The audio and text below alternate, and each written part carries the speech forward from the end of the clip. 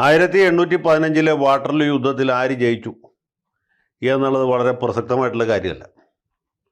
കാര്യം നമുക്കറിയാം, Duke of Wellington നയിച്ച ബ്രിട്ടീഷ് സൈന്യം അവസാന സമയത്ത് പ്രഷ്യൻ സൈന്യത്തിൻ്റെ കൂടി ഒരു സഹായം കിട്ടിയതുകൊണ്ട് അവിടെ യുദ്ധം ജയിച്ചു.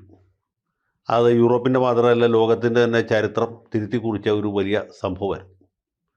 പക്ഷെ ആരും തന്നെ വാട്ടർലൂവിൽ ഡ്യൂക്ക് ഓഫ് വെല്ലിംഗ്ടൺ ജയിച്ചു എന്ന് പറയാറില്ല.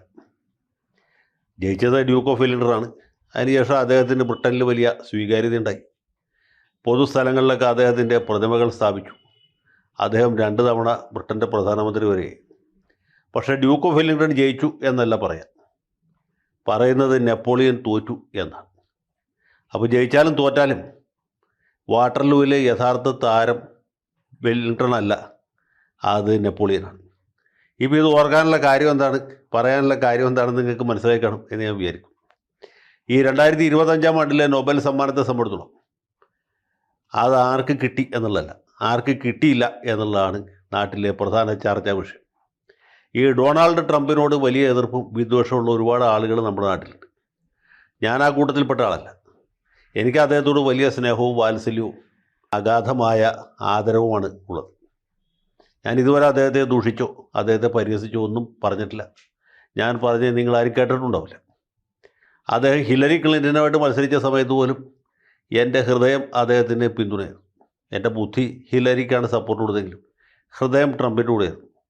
അതിൻ്റെ കാരണം എന്ന് വെച്ചാൽ, അമേരിക്കയിൽ പല പ്രമുഖ വ്യക്തികളും പല തലത്തിൽ നിന്നും വന്ന ആളുകൾ പ്രസിഡന്റുമാരായിട്ട്, ഇപ്പോൾ വുഡ്രോ വിൽസനെ പോലെ വലിയ പണ്ഡിതന്മാരായിട്ടുള്ള സർവകലാശാല പ്രൊഫസർമാർ ആയിട്ടുണ്ട്.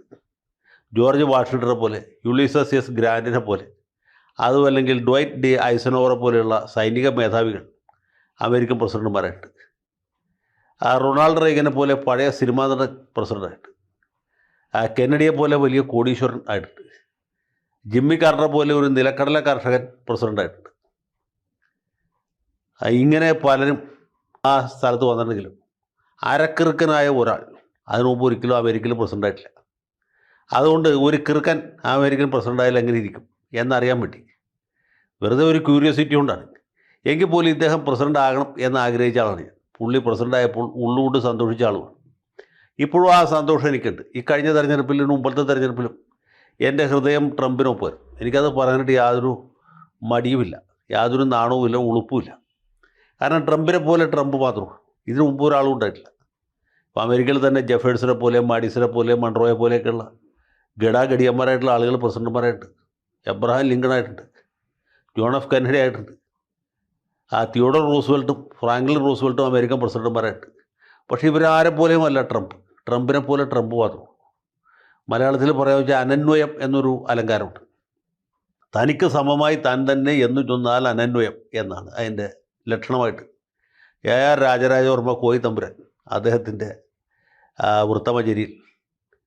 വൃത്തമഞ്ജരിയിലാണോ അല്ലെങ്കിൽ ഭാഷാഭൂഷണത്തിലായിരിക്കും അതിൽ പറഞ്ഞിട്ടുണ്ട് എന്നാണ് എൻ്റെ ഓർമ്മ. എവിടെയാണെങ്കിലും പുള്ളി പറഞ്ഞിട്ടുണ്ടെന്നുള്ള കാര്യം ഉറപ്പാണ്. ഏതായാലും അമേരിക്കയെ സംബന്ധിച്ചുള്ള ഒരു അനന്വയ അലങ്കാരമാണ് ഡൊണാൾഡ് ട്രംപ്.